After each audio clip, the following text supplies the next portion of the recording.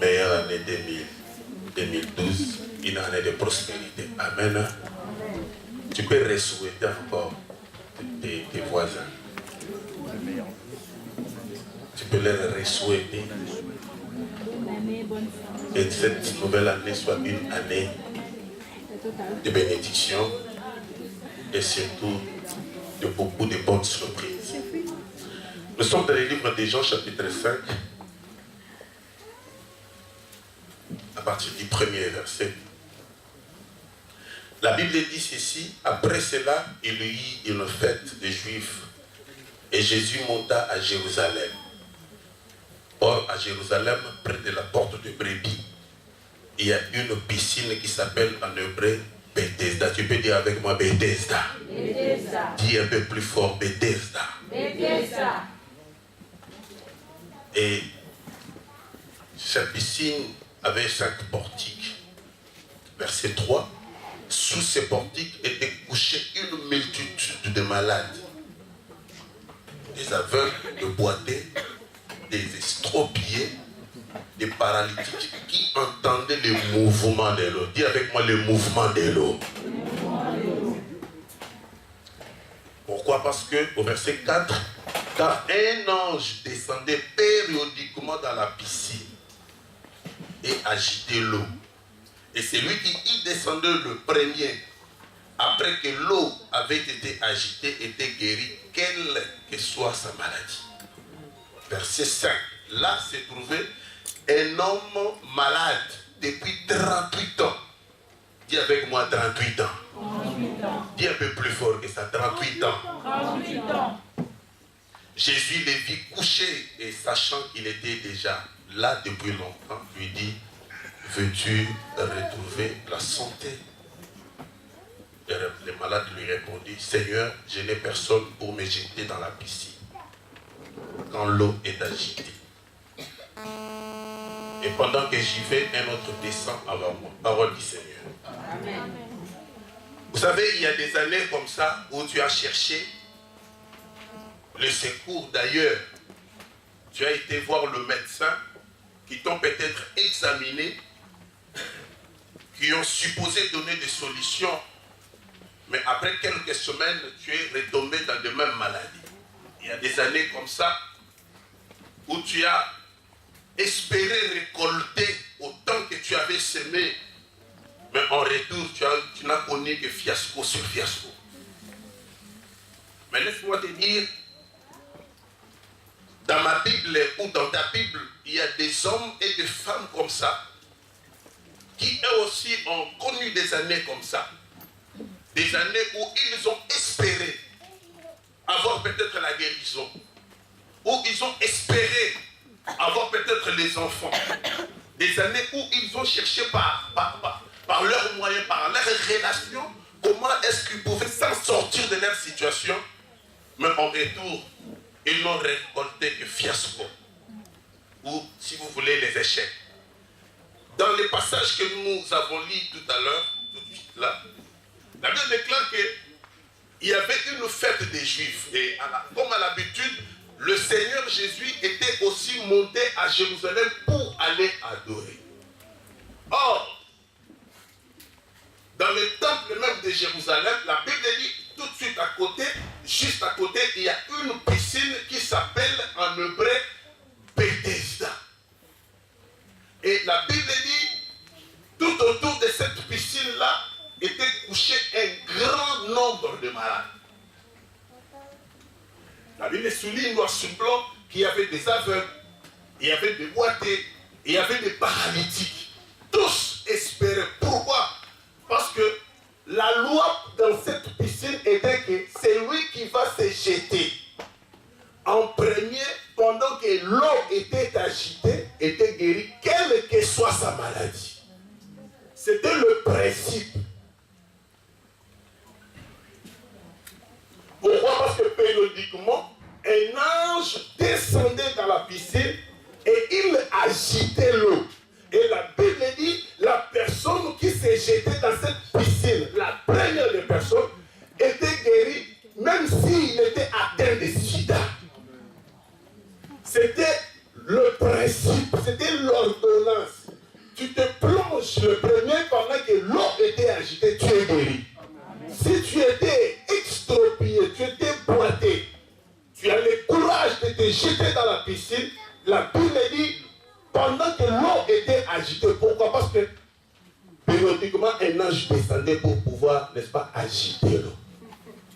La Bible dit, tout autour même de cette piscine, il y avait un monsieur qui, lui, n'avait pas souffert pendant des ans. Lui n'avait pas souffert pendant 3 ou 4 mois. Lui, sa souffrance ne dirait pas 2 semaines. La Bible déclare que cette personne a souffert pendant 38 ans. Vous vous rappelez, bien aimé, où vous allez vous mettre à la place de ce monsieur, une souffrance qui dure 38 ans. C'est quelqu'un, normalement ou naturellement, il doit se retrouver dans le désespoir. Parce que de nos jours, les gens désespèrent après avoir demandé des jours. Ils désespèrent. Lorsqu'ils voient que l'objet même de ces requêtes, de ces intentions de prière, n'ont pas été exaucées de la part de Dieu, le chrétien d'aujourd'hui, il s'abandonne avec beaucoup de facilité. Mais laisse-moi te dire, la souffrance dont tu endures aujourd'hui, il y en a qui souffrent plus que la souffrance dont toi tu es en train de vivre aujourd'hui.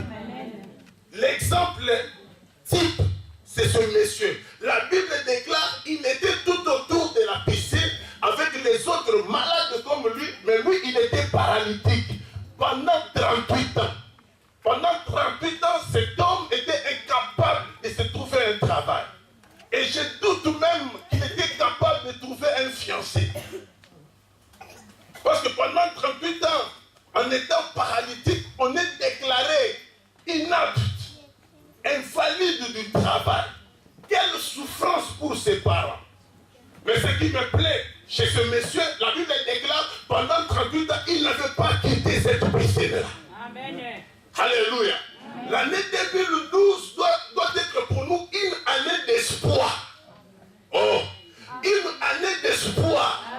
Parce que lorsqu'on perd l'espoir, c'est fini, on arrête de vivre. Amen. Certaines personnes sont étonnées parce qu'ils ont parié que tu ne pouvais pas arriver jusqu'aujourd'hui. Et au moment où nous sommes en train de parler, mais laisse-moi te dire, ils sont en train de pleurnicher là où ils sont. Pourquoi? Parce que tu as gardé l'espoir. Et à partir de l'espoir, l'Éternel a continué à agir dans ta vie. Amen. Alors cet homme, pendant 38 ans, tout autour de la piscine, il était là entendant toujours la guérison. Pendant que d'autres personnes décourageaient et ils pliaient bagage, cet homme était toujours tout autour de la piscine. Donc quand on perd l'espoir, la Bible déclare Job a espéré au-delà même de l'espérance. Nous ne pouvons pas vivre la vie chrétienne sans espoir.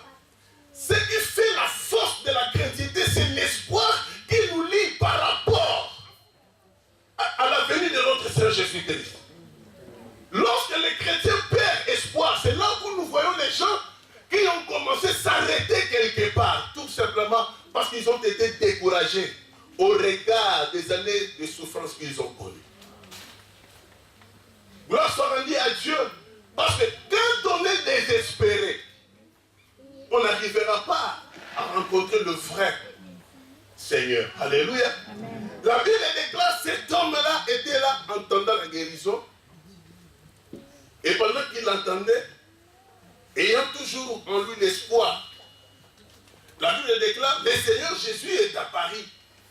Et il lui a posé la question. Et la Bible souligne ce que j'aime.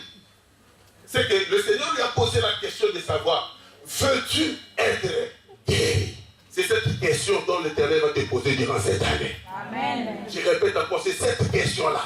Parce que le Seigneur savait que cet homme avait souffert pendant plusieurs années. Laisse-moi te dire, et là je t'informe que Jésus-Christ que nous prions, il n'est pas ignorant, il sait le nombre des années que tu as crevé pour trouver un travail. Il connaît les années dont tu es en train de pleurer. Il sait exactement et au détail près tes souffrances. Il a dit à Moïse, j'ai vu la souffrance de mon peuple. Je connais ses douleurs.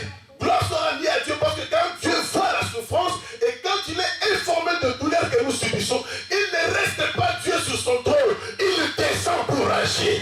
J'ai dit, il descend pour donner la guérison. J'ai dit, il descend pour donner l'élévation. J'ai dit, il descend pour prendre du néant et faire asseoir avec les grands de son pays. C'est pourquoi j'ai raison d'aimer ces dieux-là. Parce que la Bible dit de la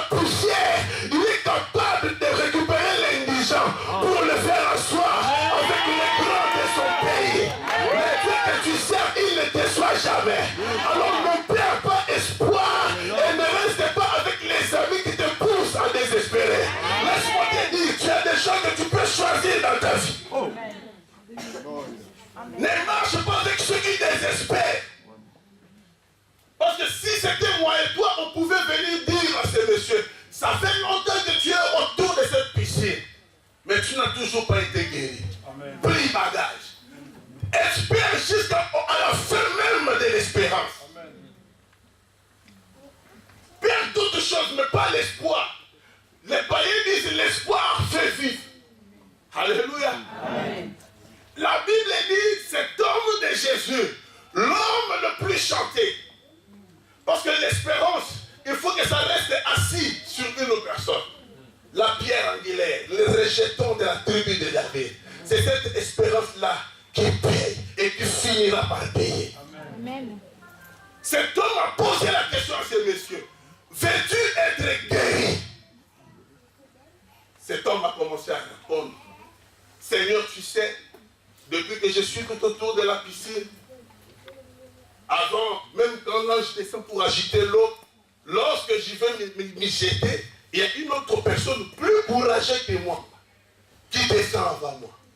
C'est pourquoi je suis en train de souffrir comme ça. Le défaut dans cette piscine était quoi? Il fallait, être tout autour de cette piscine, quelles que soient les années. 2, l'ange ne descendait pas fréquemment. L'ange descendait périodiquement. Donc il fallait être costaud. Au moins, même Christine la garde ordonnée. Dans le bateau pour les lagayo. Oui, ma chimo est tombée là, on est en retour pour la guerre. On a passé là, on a Guinée. Afin que c'est la bonne polo. Il a foi, frère. Sois convaincu. Crois à l'avenir de tes enfants. Continue d'espérer, même si rien ne marche. Et tu verras la gloire de Dieu. On va se mettre debout.